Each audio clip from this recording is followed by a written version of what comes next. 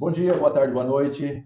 Estamos iniciando o nosso PDT Podcast, diretamente aqui da nossa capital do frango, Cafelândia, Paraná. E como a gente havia prometido, hoje nós estamos recebendo o grande Dr. Fabrício, que já está na região fazendo um contato com as lideranças do PDT e conhecendo também um pouco das dificuldades do nosso município. Doutor, seja bem-vindo, boa noite. Boa noite, Rui, boa noite a toda a população em especial aqui de Cafelândia, mas todas as pessoas que acompanham aqui o teu podcast. E já vou falar de antemão, assim, cara, pô, é uma satisfação chegar aqui e ver um podcast do PDT. Olha, é uma ideia inédita, eu diria, no partido. Eu não vi isso em lugar nenhum, em estado nenhum, em cidade nenhuma, um podcast dedicado exclusivamente ao PDT. Então, é uma satisfação chegar aqui em Cafelândia e já de antemão te dar os parabéns pelo trabalho. Agradeço, doutor. A gente precisa divulgar o nome do nosso PDT, né?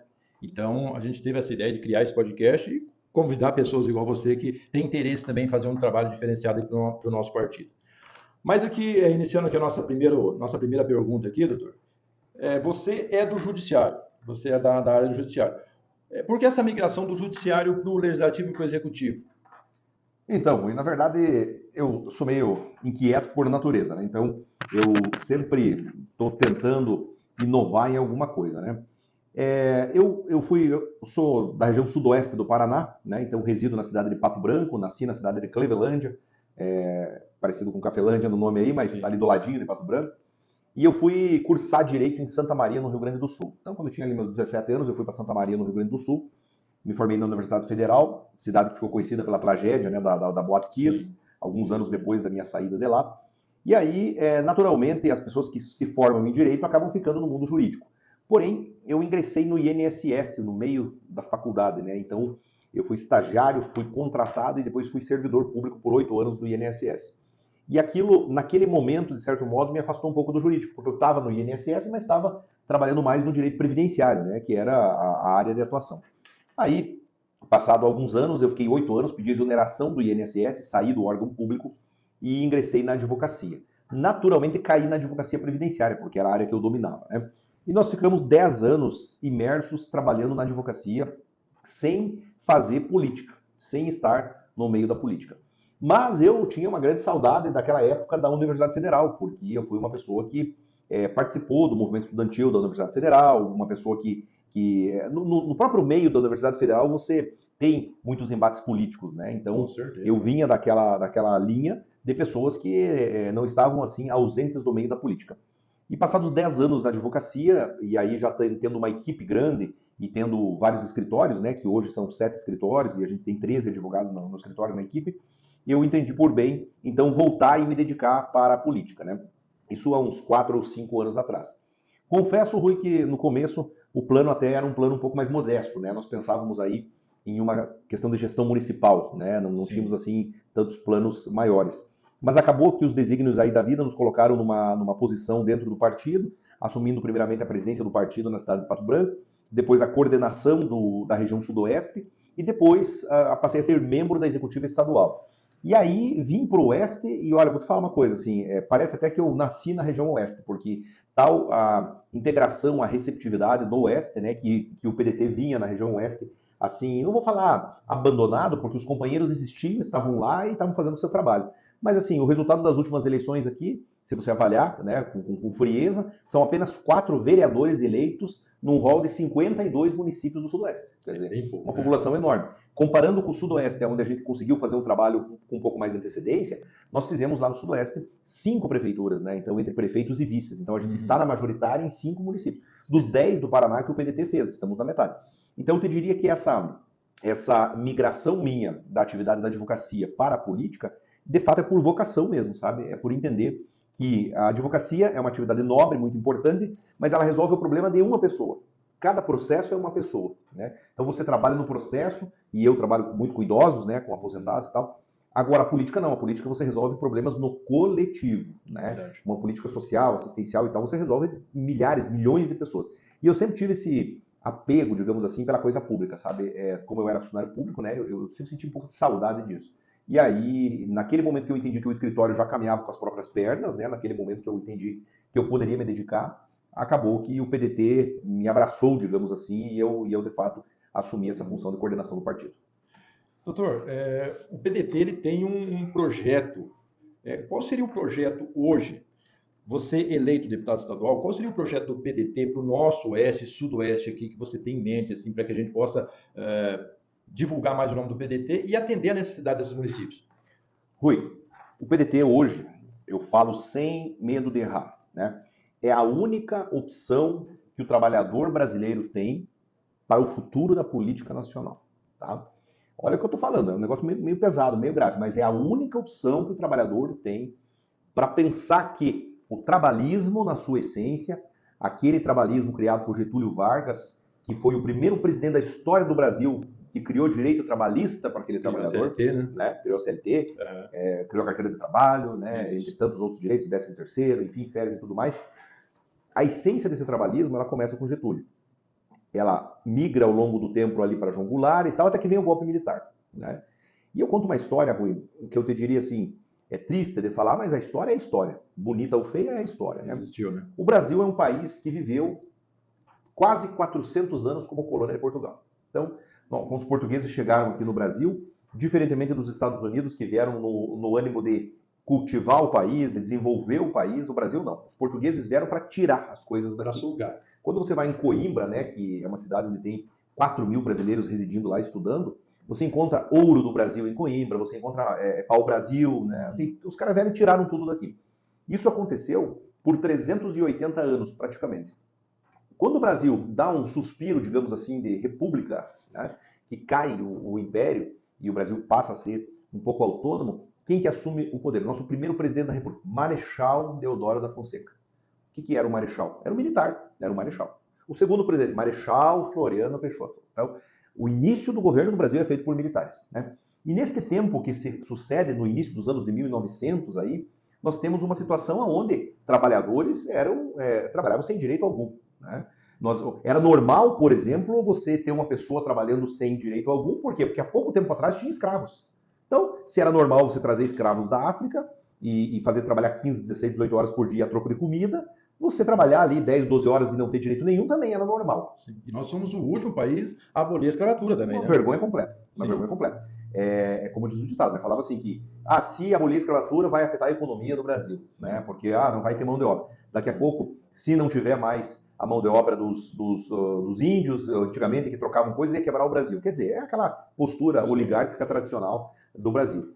Então, o único presidente, o primeiro de todos, que diz assim, não, o trabalhador tem que ter direito a alguma coisa, é Getúlio Vargas, certo? E o Getúlio Vargas pertencia ao PTB, Partido Trabalhista Brasileiro. E o PTB é o que dá origem, em 1979, ao PDT. O PDT só nasce porque o Brizola teve uma dissidência com a viúva do João Goulart, que quando o Brizola é expulso do Brasil no período militar, ele sai do Brasil, né? Ele reside em alguns países, mas exilado, né? Mas acaba indo para Portugal. E quando ele volta, né? Depois do encontro em Portugal, onde houve um manifesto de vários países, ele tenta retomar o PTB, né? E ele não consegue. O PTB estava na mão já de grupos poderosos. E ele tem aquela decepção muito grande, porque o João Goulart era um cara que poderia ter feito um grande governo e foi deposto pelos militares. E aí o Brizola funda o PDT, né, que é sucedâneo do PTB. Então veja, Rui, estou contando essa história, sendo um pouco repetitivo, para dizer que a história do PDT é de luta pelo trabalhador, né? Só que em algum momento dessa história, o protagonismo da defesa do trabalhador migra para outro partido, no caso o PT, né? Principalmente pela figura do grande Luiz Inácio Lula da Silva. Então o Lula, devido à sua figura, né, à sua capacidade de liderança e tudo mais. E até a própria sigla, né? PT, Partido dos Trabalhadores. Né? Ele assume esse protagonismo, né? E neste momento em que surge o Lula, ele consegue, digamos, ofuscar a figura do Brizola. Eu tenho falado por aí, Rui, que o Brizola é o melhor presidente que o Brasil não teve, né? O Brizola em 89 bateu na trave para ir para o segundo turno, o Lula foi para o segundo turno e perdeu para o Collor. Se o Brizola fosse, ele ganhava do Collor, as pesquisas apontavam isso. Sim. Agora, em 2018, se fosse o Ciro Gomes e não o Haddad, ganhavam do Bolsonaro no segundo turno, o Haddad perdia para o Bolsonaro, e aí o Bolsonaro virou presidente, né?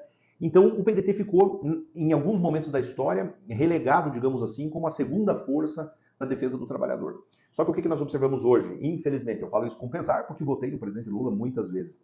Eu vejo hoje uma rejeição muito grande na sigla PT. Né? Tu anda aqui no oeste aqui do Paraná, é um negócio impressionante. sabe? A rejeição é bastante grande. As pessoas chegam a afirmar assim, perdi a eleição porque coliguei com o PT. Né? E aí, nesse sentido, Rui, me parece que o Lula, no alto dos seus 77 anos, talvez indo para uma reeleição com pouca chance de vitória, em ganhando, acabando o mandato com 80 e tantos anos de idade, e a gente já está vendo nesse governo uma dificuldade muito grande, né? Se você analisar, quem pode afirmar hoje que o governo Lula é um governo de esquerda? É difícil você afirmar isso. Verdade. Né? Na verdade, eu estava vendo agora a notícia na TV ali, estava fazendo um programa em Cascavel, na KTV, a taxa Selic subiu de novo. Subiu. Né? O Banco Central define aumento da taxa Selic para quase 13%. Quer dizer, 13%. O trabalhador que vai no banco financiar casa própria, que vai fazer um empréstimo consignado, né? O empresário vai pegar um dinheiro para investir na empresa, vai pensar duas vezes. O juro já subiu. Né? Então, o que acontece? O governo hoje está muito refém do centro e da direita para poder ter a governabilidade. Mas só quem sustenta isso tudo chama-se Lula. Se o Lula sair da cena, ou falecendo, ou não indo mais para a política, ou ficando inelegível, o que quer que seja, não há substituto. E aí que eu defendo, né, tenho pregado isso, que o PDT é o único partido com capacidade de ocupar esse espaço. Porque se você for analisar os partidos de centro-esquerda hoje, o PV e o PCdoB praticamente sumiram, viraram satélites do PT, né? O PSB, que tem socialista no seu nome, não é socialista, porque o PSOL eu acho que seria o mais próximo hoje do PT, né? Veja, dentro do Paraná o PSOL tem 26 diretórios municipais. Eu no sudoeste do PDT tenho 30, só no sudoeste, né? Então, assim, são tamanhos diferentes. Né? Eu conversei com o companheiro Laércio ali esses dias em Cascavel, que vem a ser o presidente do PSOL. Não tem capilaridade, né? A gente vai... Daí o PSB, né? Que nesse momento é um partido forte, que tem a sigla de socialista. Só que você vai olhar o PSB hoje, Alckmin presidente, vice-presidente da República. De defesa do trabalhador, o Alckmin não tem nada, né? O Alckmin representa... Não tem tradição nenhuma, não tem nenhuma, né? Aí você vai no Paraná, Luciano Dutti, que foi, inclusive, agora com o deputado Goura, nosso presidente, candidato a prefeito, também não é um cara que representa o segmento, né? E aí você vai vendo que o PSB hoje é uma sigla muito assim de momento, que daqui a pouco, quando esses políticos não precisarem mais da sigla, vão sair. Sim. E no PDT nós encontramos a raiz. No PDT a gente encontra o cara que está no partido porque gosta do partido, né? Eu fui agora em Medianeira, vindo de Foz do Iguaçu, eu encontro um cara que está desanimado com a política, que está, meu partido não me ajudou, eu perdi um monte de filiado, nosso desempenho não foi bom. Mas lá na mesa dele tem um livro do Brizola, tem um 12 em cima da mesa, e ele não sai do partido. O Brizola tem uma história muito... Já que você tocou no nome do Brizola, ele tem uma história muito bonita, né? O Brizola foi governador de 2 estados, né? Rio Grande do Sul e Rio de Janeiro, né? O único governador da história, né? Conseguiu esse feito, né?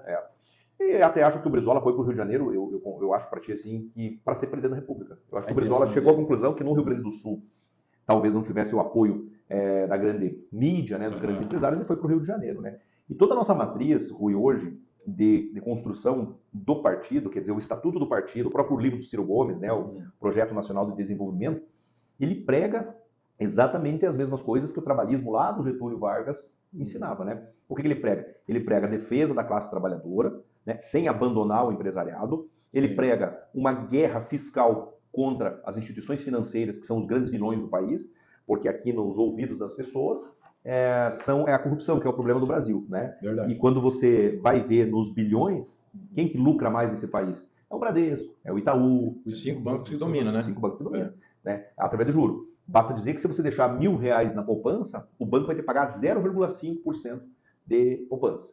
Mas se você ficar com a conta negativa, ele vai te cobrar 8%, 9%. Se você tiver que financiar o cartão de crédito, vai te cobrar 16%. Então, veja, isso é um assalto para o trabalhador, né? E aí, essas grandes corporações, no espírito do PDT, ele ataca. O Ciro Gomes ataca isso quase todo dia, né? Educação, ensino integral.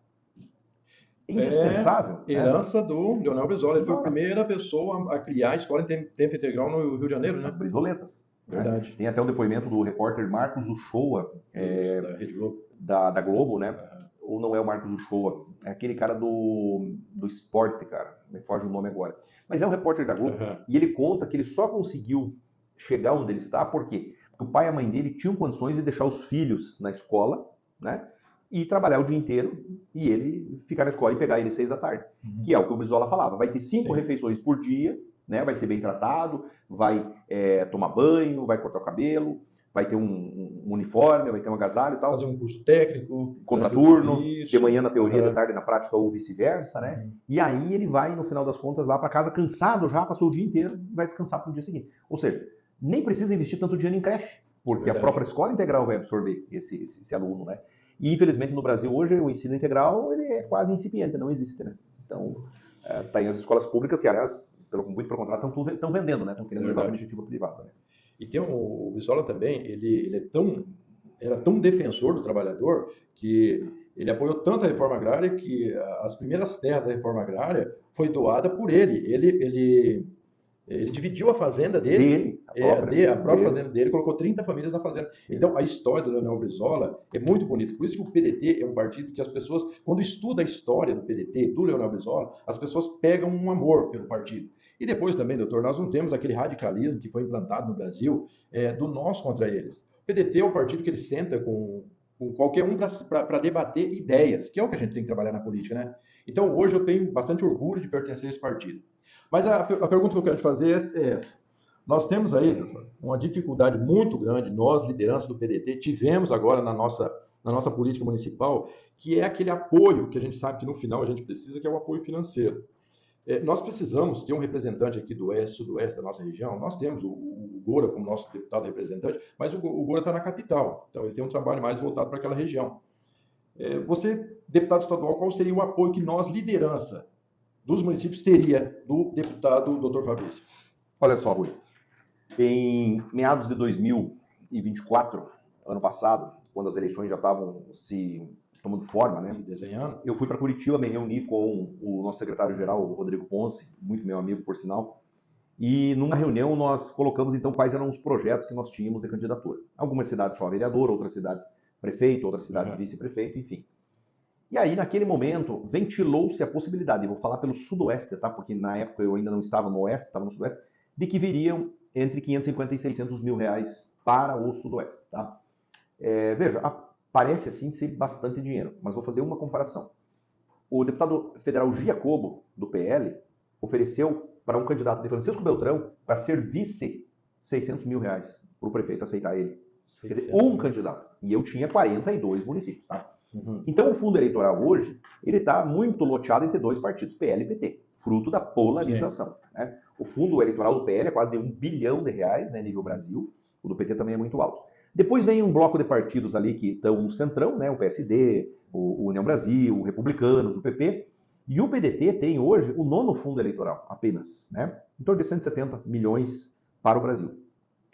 Aí foi colocado para mim lá pelo Rodrigo na época, olha, a gente vai tentar mais ou menos esse valor, essa expectativa. Nós fizemos um trabalho de base município a município. Dos 42 municípios, nós abrimos o PDT em 30 lá no Sudoeste. Só faltaram 12 municípios que agora queremos, né, também instituir o partido. E eu conversei com os companheiros e nós fomos organizando as chapas e montando e tudo mais. Aí, quando falta mais ou menos ali 5 dias para o início da campanha, o Ponce me liga e diz assim, tá sentado? Se você não está sendo, né? Ele diz assim, olha, a notícia que eu tenho para dar é que só vai vir 200 mil reais para o Sudoeste, ou seja, 3 vezes menos do que o previsto. Né? E aí a gente ficou muito preocupado, porque afinal de contas já estava firmado o compromisso com os companheiros. Né? Como eu tenho o meu projeto, Rui, de candidatura para deputado estadual, eu reuni a minha equipe e falei assim, não, eu não vou deixar com que o pessoal prejudique a sua candidatura. E eu fui, com recursos próprios, auxiliando esses candidatos, né? Do modo como era possível, para que eles tivessem condições de eleição. E veja como o resultado é diretamente proporcional do recurso financeiro versus o resultado da eleição. Né? De 10 municípios do Paraná, 5 estão no Sudoeste, que tem prefeito ou vice. Né?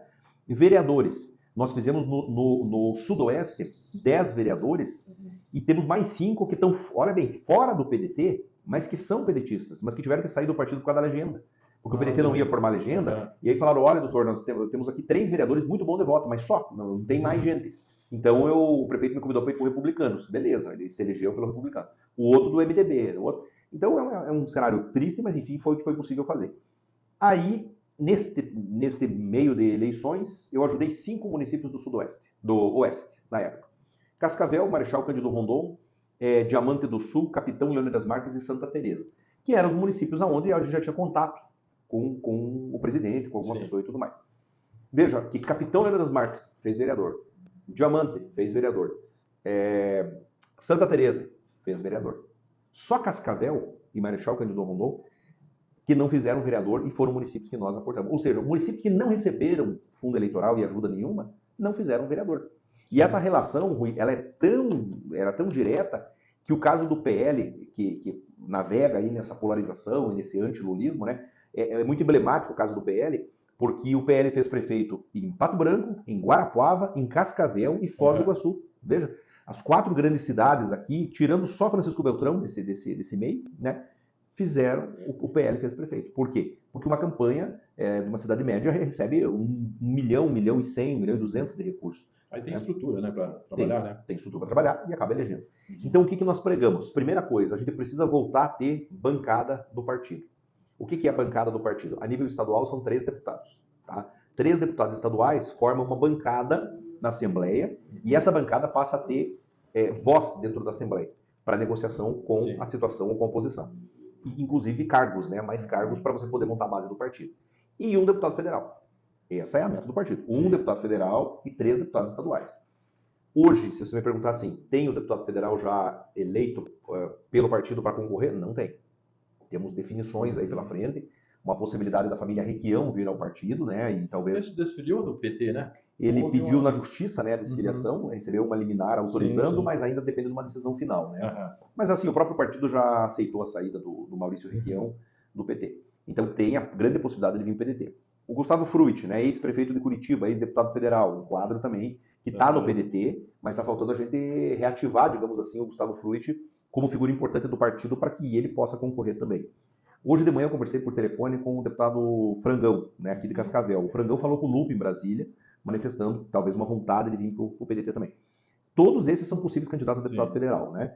Então, nós precisamos fortalecer isso. Fortalecendo isso, Rui, eu não tenho dúvida nenhuma que nós vamos chegar nas eleições de 28, lá para o município, né, eleições municipais, com melhores condições de ajudar os companheiros. E eu tenho falado com os presidentes de partido do Sudoeste e do Oeste, que no meu caso em específico, né, se eu me eleger deputado em 2026, todos os municípios que estiveram comigo vão estar comigo também em 2028, né? É um fio de bigode que a gente firma para 2028. Porque nessa eleição que passou, nós conseguimos organizar e ajudar 35 municípios entre Sudoeste e Oeste, né? E agora nós estamos com 50 municípios na base. E a ideia é chegar lá em 2026 entre 100 e 150 municípios, né? Para ter uma condição sim, real de eleição. Então é um compromisso que a gente firma porque precisamos ter mandato para poder representar a região. Que é um absurdo você pegar 94 municípios entre o Oeste e Sudoeste e não ter nenhum candidato eleito e mais, nenhum candidato declarado como candidato, exceto eu. Você não encontra hoje candidatos declarados em Cascavel, em Foz do Iguaçu, em Toledo, em nenhum lugar, né? Então o pessoal ficou meio com medo de ir para a rua, por quê? Porque o PDT mandou pouco recurso, né? E é isso que eu estou pregando exatamente o contrário. Nós precisamos ir para a rua. Agora, dia 7, a gente precisa ir para Curitiba, chegar lá em Curitiba e mostrar a nossa força, para que o ministro veja que nós existimos. E aí ele possa ajudar a montar a chapa, mandar recurso, para que o PDT do Paraná volte a crescer. E, na verdade, os municípios aqui da nossa região, os nossos municípios, que dá sustentação, né, doutor? É importante o investimento porque eu passei por essa situação agora nessa política. Quando você não tem um apoio financeiro para, na reta final, você poder ajudar os seus candidatos, fica difícil você dar um retorno do trabalho. Então, seria muito importante nós termos um representante, já te agradeço desde já por pensar dessa forma e nos apoiar, porque, vou ser sincero, nós sentimos na pele o que é você trabalhar sem um recurso financeiro para poder ajudar um vereador, ajudar um candidato a prefeito, ajudar um candidato a vice-prefeito, você não tem estrutura. Então, parabéns aí pela sua atitude. Doutor, você visitou vários municípios aqui na região oeste e sudoeste, né? Quais foram as dificuldades que tu constatou aí nessa visita que tu fez nesses últimos dias aí? Vou falar pelo oeste, né? O sudoeste eu diria para ti assim que a gente já está com a coisa bem organizada. Sim, já é a tua área lá, né? Dos 42 municípios, 30 tem o PDT. Tivemos aí 20 candidaturas, né? E fizemos algum representante na maioria dos municípios. Então, o sudoeste falta muito para ser aquele PDT antigo, forte que o Estado teve, mas as coisas estão encaminhadas, né? No oeste a situação é mais delicada. Dos 52 municípios do oeste, só metade tem comissão provisória ativa, né? Então, a metade, 26 municípios, onde o PDT não existe. Eu vou dar um exemplo. Umuarama, né? Umuarama é uma cidade conhecidíssima, uma cidade grande, né? Polo na região. Não existe presidente de PDT em Umuarama. Não tem PDT em Umuarama. Não tem. Morreu o PDT de Umuarama. Então, o que eu sinto assim como uma dificuldade? Nós temos que começar a fazer um trabalho do zero, né? Porque aí eu preciso ter um líder, vou dar o exemplo de Umuarama. Tem que ter um líder em Umuarama, que apoia a nossa candidatura em 2026, para que daí a gente monte uma chapa e o partido até 2028. Né? Não adianta chegar lá em Umuarama hoje e pensar em vereadores, porque primeiro precisamos ter um líder, um grupo. Né? Sim. E nos municípios onde há já esse grupo, Rui, a grande dificuldade hoje é a falta de mandato na maioria deles. Né? Porque, como falei, foram só 4 vereadores eleitos pelo PDT em toda a região oeste. 2 de Diamante, 1 de Santa Teresa e 1 de Capitão Leônidas Marques. O PDT não tem vereador em Foz do Iguaçu, não tem vereador em Toledo, não tem vereador em Cascavel. Quer dizer, as grandes cidades nós não temos vereadores, né? Além de cidades menores, como aqui o caso de Cafelândia.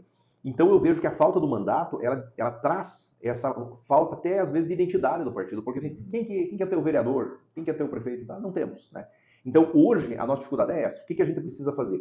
Manter os presidentes que lá estão, fazer reuniões com mais pessoas, e eu já te faço aqui um pedido, né, uma convocação, que na segunda vez que nós viermos para cá, a gente já conversa com um grupo maior, trazer todo mundo, né, vamos reunir, vamos debater política, e aí pensar em ter mandato em 2026. Uma vez tendo mandato em 2026, 28 com certeza será melhor.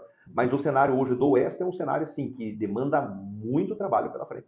E assim, é triste, Rui, você chegar em algumas cidades, como nós chegamos, e o cara fala assim, olha, aqui o prefeito era do PDT, mas aí agora ele migrou na janela e foi para outro partido. Né? Mas em que momento nós erramos, então, doutor? Em que momento o PDT errou? Eu assumi a presidência do PDT, vai fazer um ano agora, mas eu sempre fui do PDT, mas nunca fui da liderança. Em que momento nós erramos para deixar escapar essa... O pessoal gostava do PDT, o pessoal participava, nós tínhamos vereador, nós tínhamos prefeito, nós tínhamos vice-prefeito. Em que momento e aonde nós erramos? São dois fatores, tá? Um fator nacional e um fator estadual. O fator nacional é que, assim, as novas lideranças do PDT não se renovaram, né? Você não vê hoje novas lideranças do partido com voz atuante. Eu percebo, assim, vamos pegar o exemplo, assim, o nosso secretário-geral, né, o grande Manuel Dias, já estava hospitalizado essa semana, ex-ministro do Trabalho, ex-deputado por Santa Catarina, quer dizer, um cara com uma história com um valor muito grande. Mas o Manuel Dias, olha, eu acho que ele tem uns 80 anos, mais ou menos, entendeu? Aí você vai para Santa Catarina, qual é o sucessor do Manuel Dias? Não tem. Você não consegue visualizar essas novas lideranças. E é nesse sentido que eu vejo o PT também caminhando para o mesmo caminho. Por quê? Porque se você pensasse quem que é sucessor do Lula hoje, quem que ganha a eleição presidencial hoje tem condições de concorrer fora o Lula, né? Eu não vejo. O Haddad perde, a Gleisi perde, não, talvez o Flávio Dino era uma opção, o Lula colocou ele no Supremo. Então, Jacques Wagner, eu estava assistindo a entrevista do Jacques Wagner hoje. Mas veja, voto, pesquisa, né? Você vai para pesquisa, o cara não passa 10% na pesquisa, né? Então eu vejo, Rui, assim, ó, a nível nacional, faltou essa renovação, tá? E talvez ela tenha ocorrido muito pelo partido ter ficado na sombra do PT, tá? Eu já fiz um vídeo essa semana, inclusive, semana passada, mas essa semana eu compartilhei, mandei para vários grupos, sendo contra, absolutamente contra, quero colocar aqui a minha opinião de modo bem claro, a federação com o PT. E veja, tendo essa conversa, né? A Gleice já sentou com o Lupe, não? Sentou com o Lupe confirmou, inclusive, essa conversa, o convite dela para fazer uma federação. A federação, Rui, ela interessa para o partido maior. Tá? O PV, que está na federação com o PT, está querendo sair agora, em outubro, que vence o prazo dos 3 anos. Está querendo sair. Né? O PCdoB, acabou. Cadê o PCdoB de Cafelândia? Acabou, não tem. Né? Então, na federação, o partido maior acaba engolindo o menor. Aconteceu isso com todos os casos. Tá? E o PDT é menor que o PT hoje.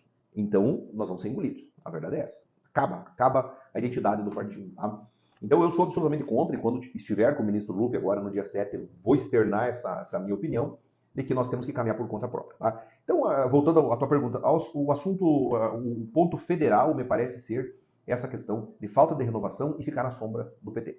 Agora, aqui no estado do Paraná, a gente tem um componente Osmar Dias. Esse componente Osmar Dias, ele, dali para frente, o PDT sofreu muito. Vamos voltar alguns anos no tempo. Fruit, prefeito de Curitiba. Barbosa, prefeito de Londrina. Ulisses, prefeito de Maringá. Edgar Bueno, de Cascavel. Paulo McDonald's, de Foz do Iguaçu. Zucchi, Viganó, de Pato Branco. Baca, de Paranaguá. Só para citar, 8, 9 prefeitos de grandes cidades do estado do PDT. Né? E aí, isso tudo foi sob a liderança e coordenação do Osmar Dias. Então, ali por 2010, salvo engano, o Osmar Dias perdeu uma eleição em 2010, 2012, 2014, 2016, a gente vive o nosso auge.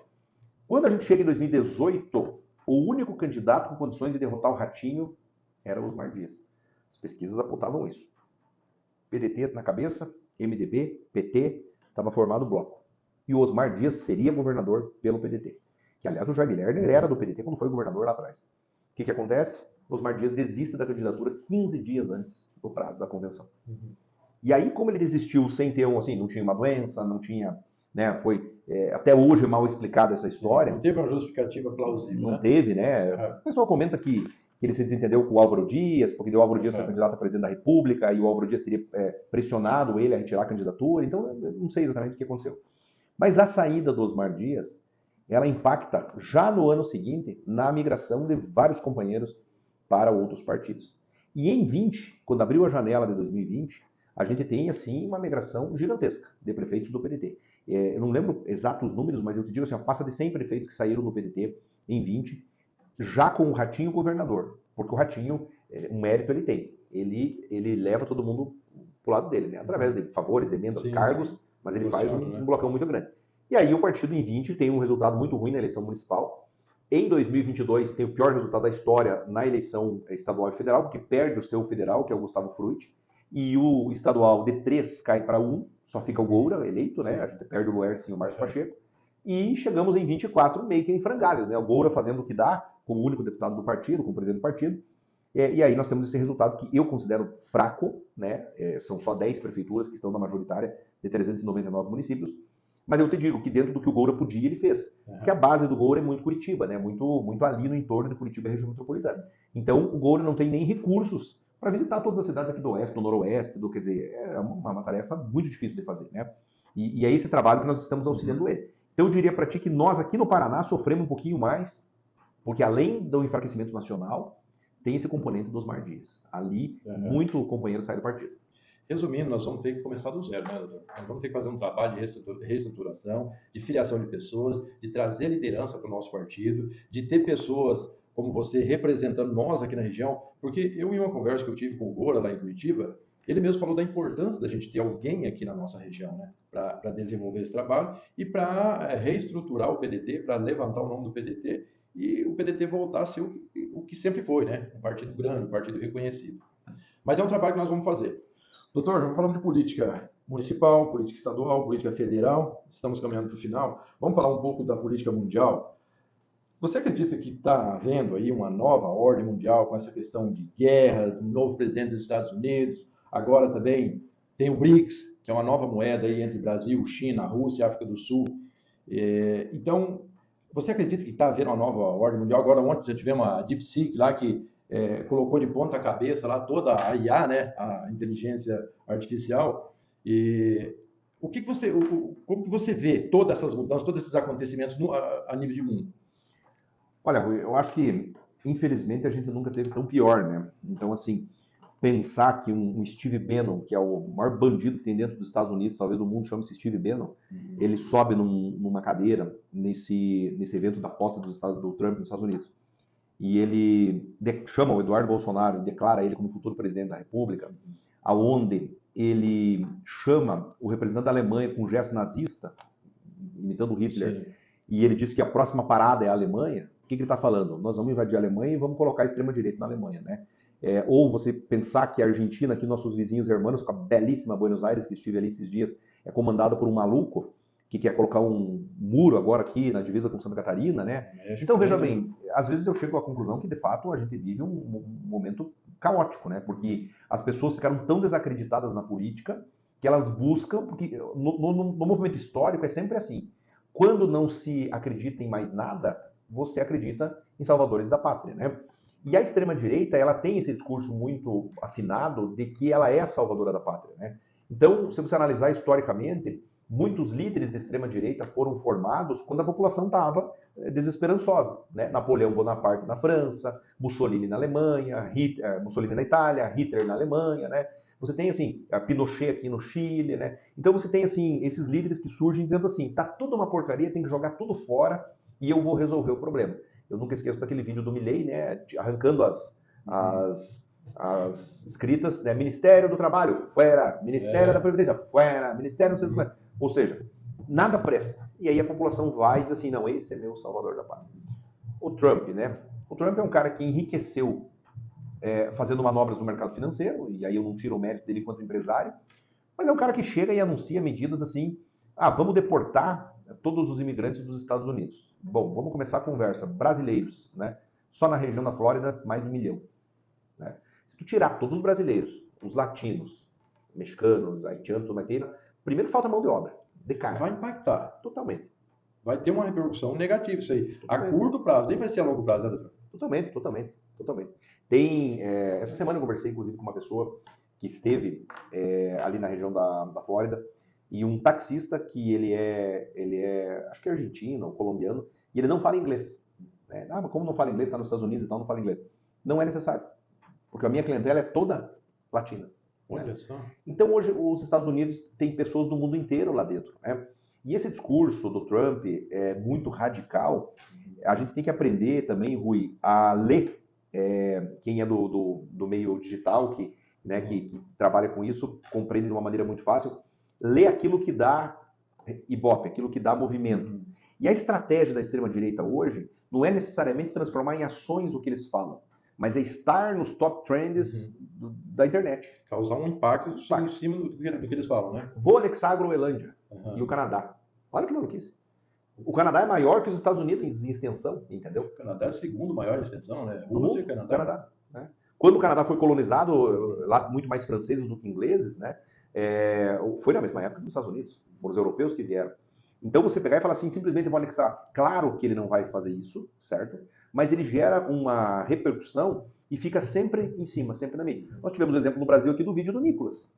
Foi isso que aconteceu. Ele falou um monte de mentira no vídeo, um monte de fake news, mas supostamente o vídeo foi visto por mais de 300 milhões de pessoas.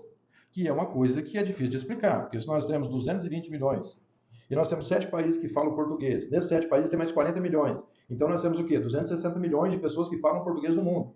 Então nós tivemos lá mais 40 milhões de pessoas de outro país que não falam português, que foi lá assistir o vídeo do Nicolas e traduziu, deve ter traduzido, para poder entender o que... Então, não tem muita explicação aquele total de visualização, né? Mas aí você tem, mais ou menos na mesma semana, o Zuckerberg declarando, né, que retira o selo de restrição de fake news das redes sociais da Meta. Você tem faz o nome do dono da Tesla, o Musk de mão dada ganhando o ministério do Trump. Né?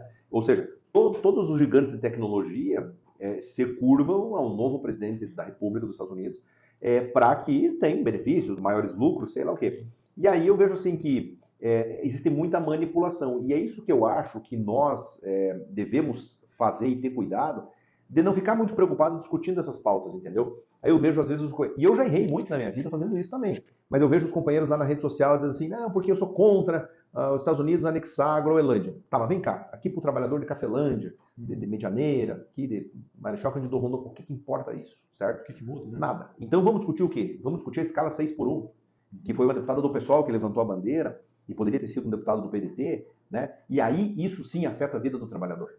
Reduzir a jornada de trabalho, para o cara ter mais tempo para a saúde, para cuidar da família, quer dizer, isso sim interessa para o trabalhador. Eu acho que o PDT se perdeu em algum momento no sentido de parar de falar dessas pautas que impactam diretamente na vida do trabalhador, para de repente ficar fazendo outras discussões. E o PT também se perde nesse sentido, né? Porque se você vê hoje, qualquer pessoa que tem uma estrela na testa, ele vai ser taxado do quê?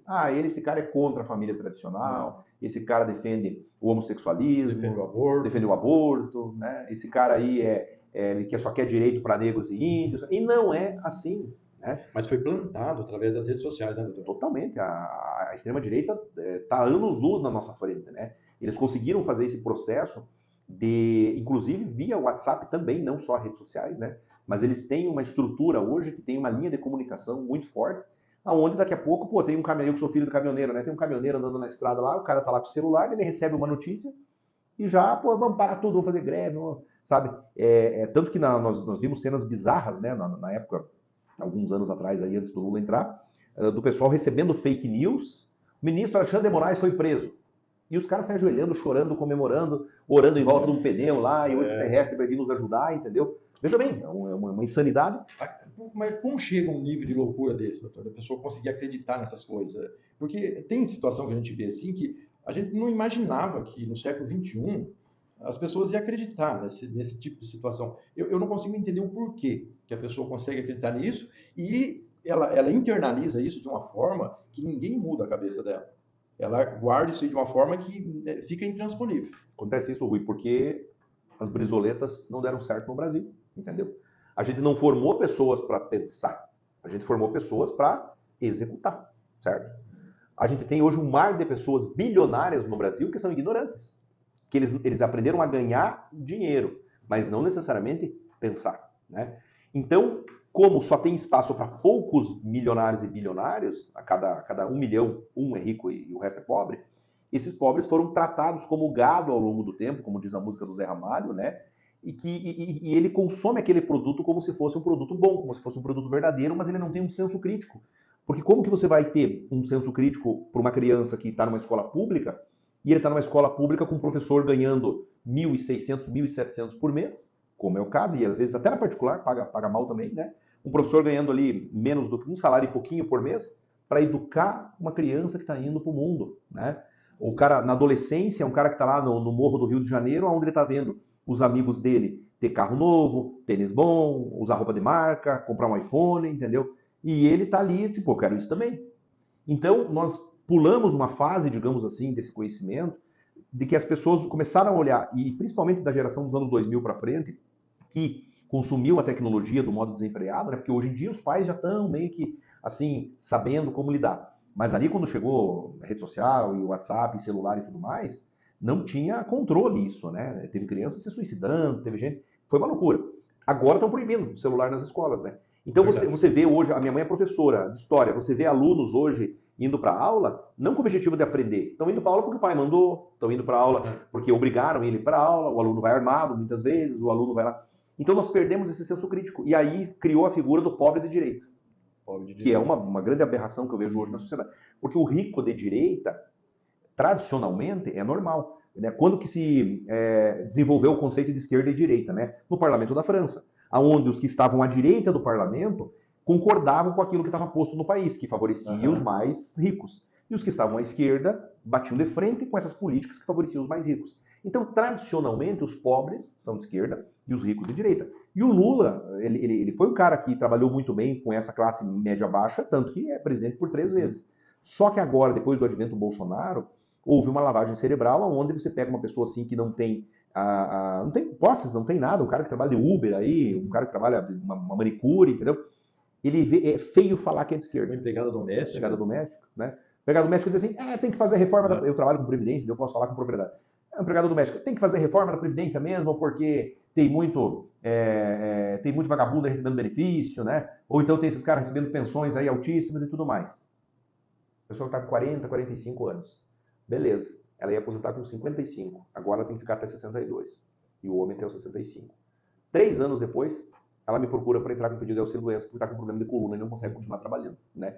Então, a direita trabalha muito bem essa narrativa para que o próprio trabalhador seja contra ele mesmo, entendendo que essa luta pelo direito trabalhista é uma coisa que não vale a pena para ele. Um exemplo é o empreendedorismo, né? Todo mundo vira um empreendedor. O cara pega uma bicicleta, coloca uma mochila nas costas, vai entregar um x-salada e uma pizza num aplicativo que está lá nos Estados Unidos, né?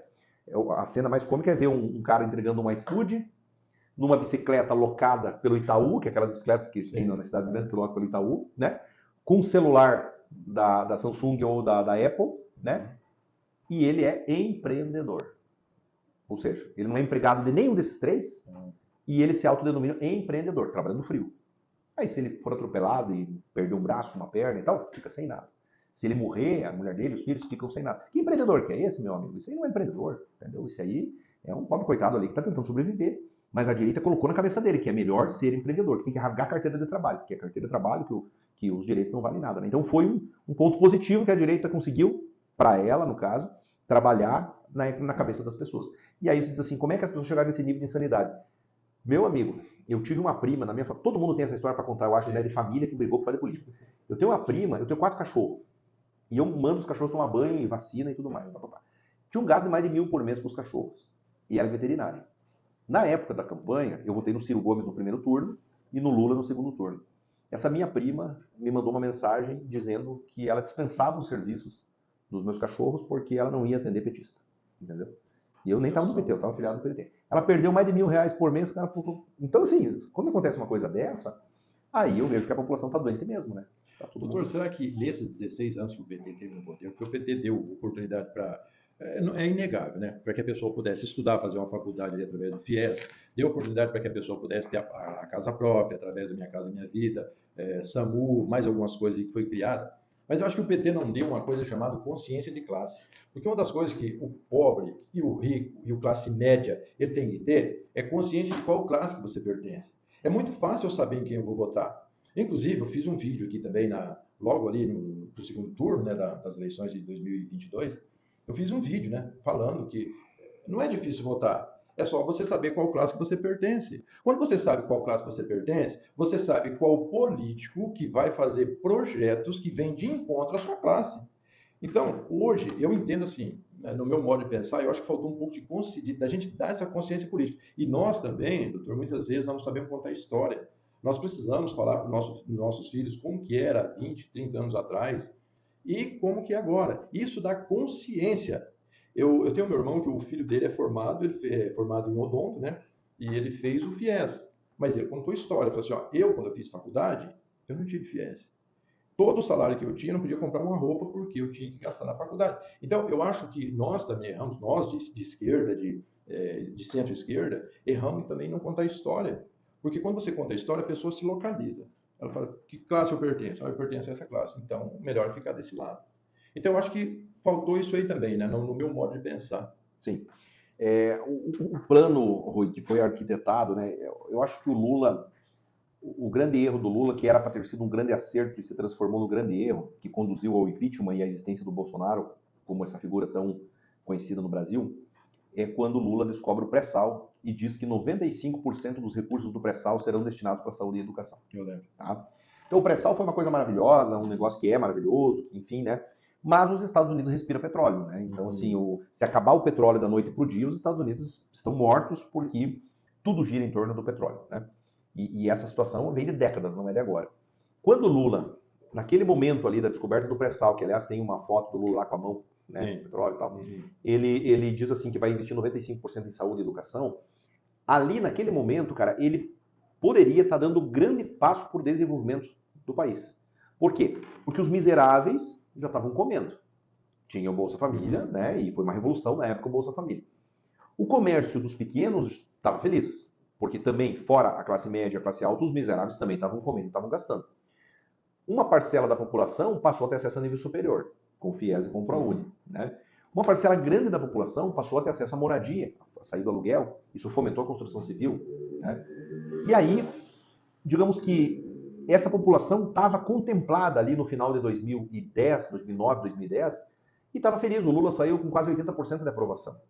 Só que a consciência que viria da educação, né, e de uma saúde melhor, com aquele dinheiro do pré-sal, talvez ali era o grande pulo do gato da escola integral. Aliás, o Lula reconheceu agora, faz uns 6 meses, numa entrevista, que ele se arrependeu de não ter feito a escola integral no Brasil inteiro, e que isso era uma coisa que o Brizola, ele estava 20 anos depois da morte do Brizola, né, que o Brizola morreu em 2004, reconhecendo o erro dele de não ter apoiado a escola integral. Naquele momento que o Lula fala isso, acende uma luzinha lá nos Estados Unidos e vem esse maldito Steve Bannon, que ele implode as democracias do mundo inteiro, né?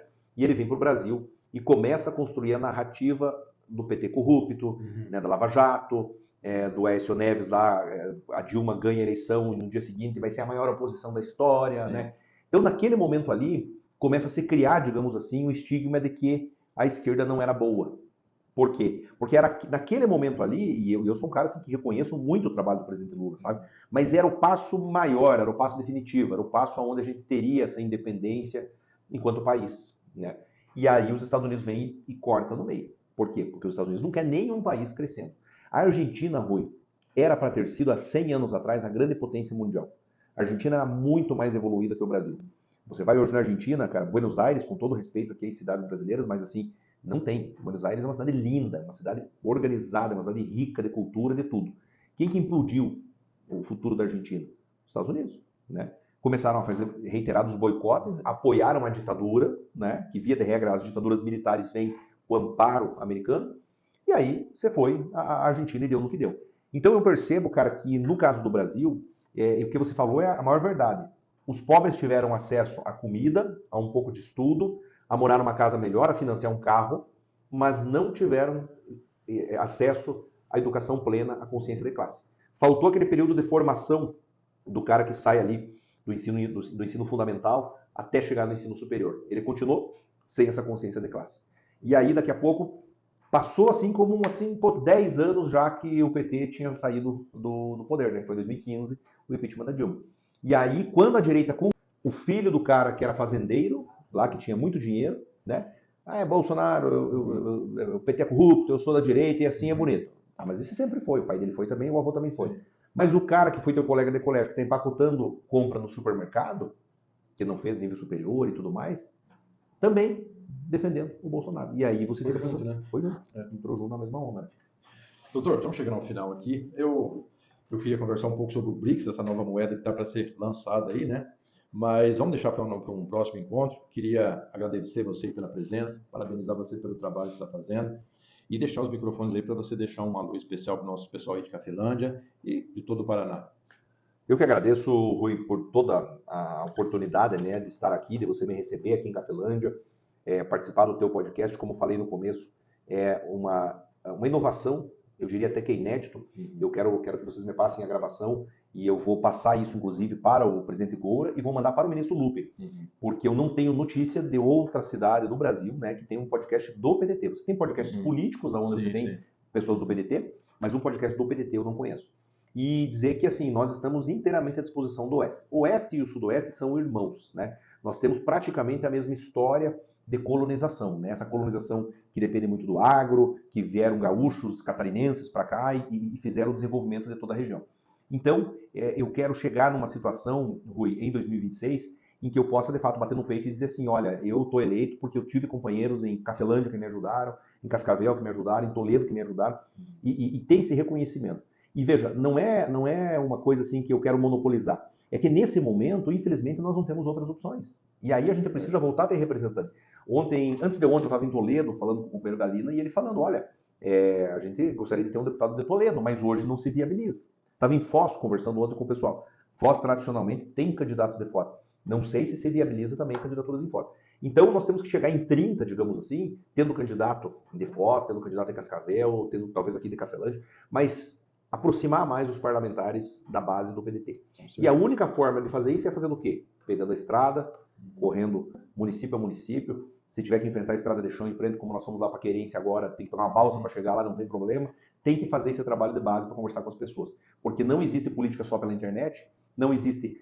o Paraná é um estado muito diferente, o norte é diferente da capital, a capital é diferente do sudoeste e do oeste, e nós precisamos fazer esse trabalho de base, que é o que eu estou me propondo a fazer voluntariamente, né? O partido não me ajuda em nada, com recurso nem nada, mas eu acredito que nós conseguindo fazer essa base de novo do PDT, a gente vai ter um sucesso em 2026. E se tiver um sucesso em 2026, Rui, eu tenho certeza absoluta que vai ser o renascimento do PDT no estado do Paraná. Nós vamos conseguir fazer umas eleições municipais em 2028 com muito sucesso. Vamos assim, triplicar, quadriplicar o número de prefeitos que fizemos e de vereadores, e aí o partido começa a renascer de novo. Então, parabéns aqui pelo teu trabalho.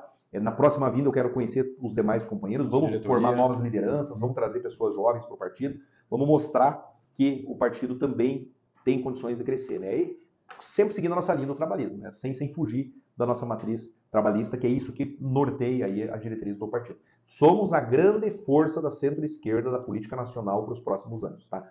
A centro-esquerda não tem alternativa, é só o PDT que pode ocupar esse protagonismo e a gente vai ocupar. Ok, doutor. Obrigadão. E tu falou aí do meu trabalho inédito aqui em montar o podcast, mas o teu trabalho também é inédito. Você começar a fazer um trabalho de visitar os municípios para ver as necessidades dos municípios, antes de você se lançar como deputado, é um trabalho inédito. Porque quando você sair fazer tua campanha, você pode dizer, eu já passei lá em Cafelândia, já conversei com as lideranças do PDT, já conheci as necessidades desse município. Então, esse é um trabalho inédito também. Antes de você se lançar, você conhece os municípios. Gente, brigadão por vocês que nos assistiram aí. Quero dizer que amanhã nós temos a curiosidade da semana. Espero que vocês estejam ligados com a gente amanhã também. Muito obrigado por todos que nos assistiram e até o nosso próximo encontro. Porque vocês sabem, aqui no PDT Podcast, a sua voz é ouvida. Obrigado, doutor, e até a próxima. Tamo junto, Rui. Valeu.